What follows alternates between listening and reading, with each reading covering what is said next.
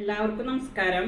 ഇന്ന് ഞാൻ ഉണ്ടാക്കുന്ന ഒരു പുതിയ ഡിഷ് എന്ന് പറയുന്നത് നേന്ത്രക്കായ, 2 ഉരുളൻകിഴങ്ങ്, 2 സവോള, കുറച്ച് ഇഞ്ചി, വെളുത്തുള്ളി കുറച്ചധികം വേണം, പിന്നെ പച്ചമുളക്, കറിവേപ്പില, കുരുമുളകും പൊടി, ഉപ്പ്, വെളിച്ചെണ്ണ. ഇതാണ് വേണ്ടത്.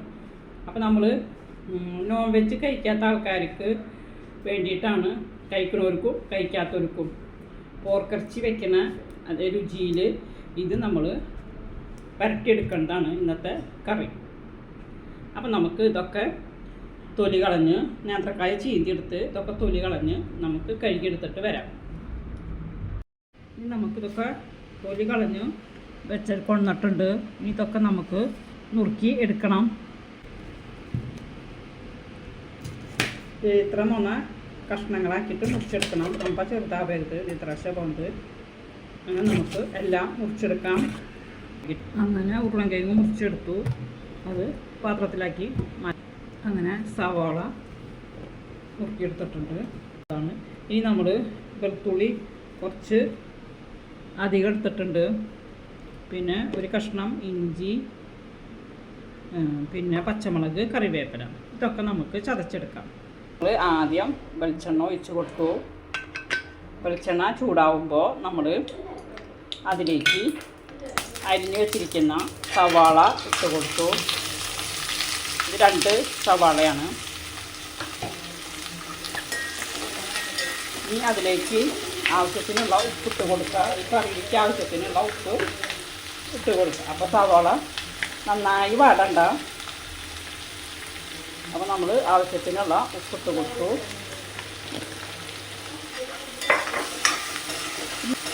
നമ്മൾ മഞ്ഞൾപ്പൊടി, കുരുമുളകും, ഇഞ്ചി, വെളുത്തുള്ളി, പച്ചമുളക്, 3 ചെറിയ പച്ചമുളകാണ്, വെള്ളമുളക് എന്നൊക്കെ പറയും, പിന്നെ കറിവേപ്പില, ഇതാണ് ഉള്ളത്.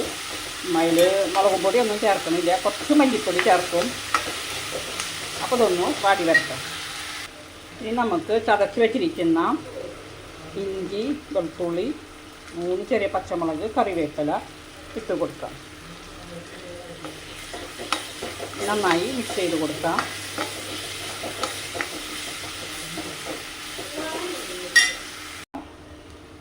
കുറച്ച് പകുതി വാടി വന്നിട്ടുണ്ട്. ഇനി നമുക്കതിലേക്ക് മഞ്ഞൾപ്പൊടി, പിന്നെ 1 ടീസ്പൂൺ മല്ലിപ്പൊടി ഇട്ട് കൊടുക്കാം.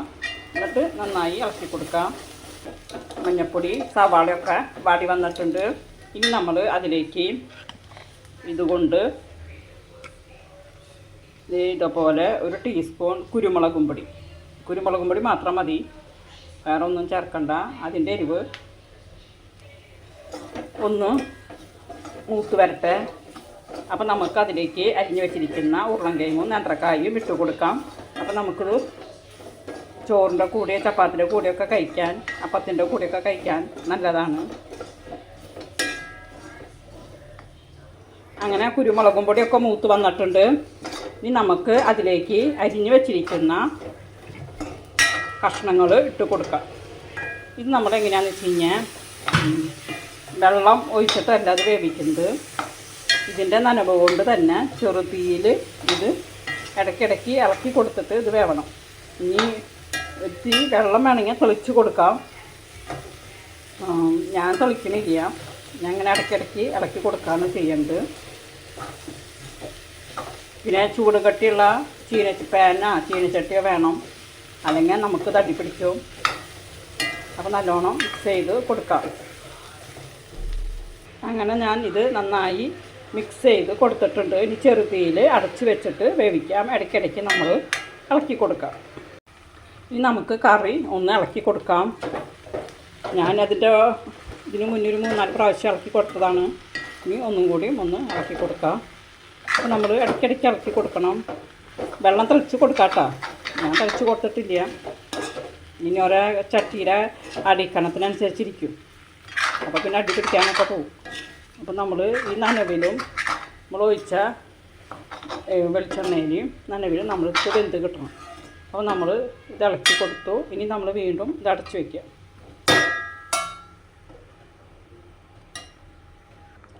ഇങ്ങനെ നമ്മളുടെ കറി എന്തായാലും നോക്കാം.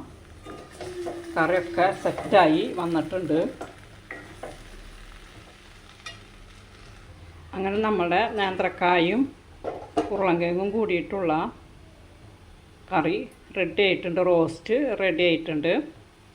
അപ്പോൾ എല്ലാവരും ട്രൈ ചെയ്ത് നോക്കണം. ഇനി നമുക്കിത് ഒരു പ്ലേറ്റിലേക്ക് മാറ്റാം.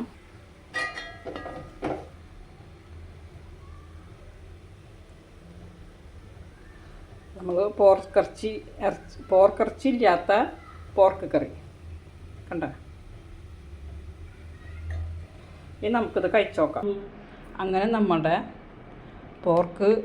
ഇറച്ചിയില്ലാത്ത പോർക്ക് കറി റെഡി ആയിട്ടുണ്ട്.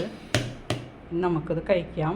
നമ്മൾ ഇതിൽ വെള്ളമൊന്നും ചേർത്തിട്ടില്ല. വെള്ളം ചേർക്കണവർക്ക് ചേർക്കാം കേട്ടോ. ചെറുതായിട്ട് തെളിച്ചാൽ മതി.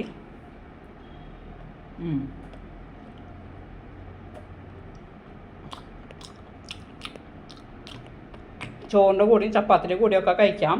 നല്ലതാണ്. എല്ലാവരും ഇതുപോലെ വെച്ച് നോക്കണം. ഈ വീഡിയോ ഇഷ്ടപ്പെട്ടാൽ ലൈക്ക് ചെയ്യണേ, ഷെയർ ചെയ്യണേ, സബ്സ്ക്രൈബ് ചെയ്യണേ.